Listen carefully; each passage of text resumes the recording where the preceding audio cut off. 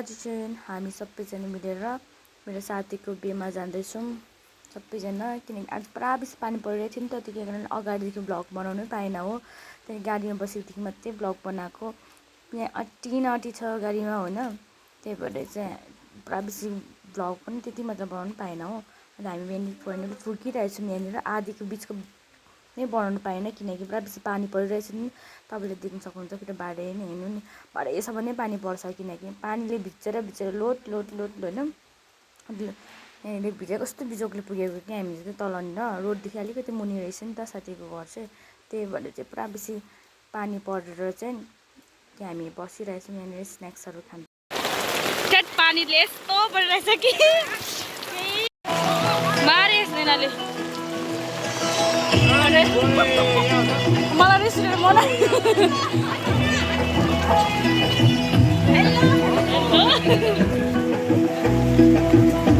कस्तो तिमीले दारू छुट्टी थियो के हो, कस्तो यही समयमा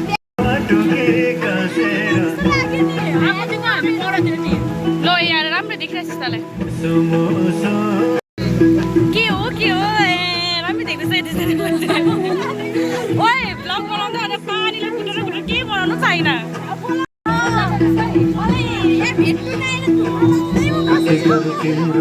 फोन गरिन्जेल भएको तँलाई चाहिँ कङ्ग्रेचुलेसन। ओए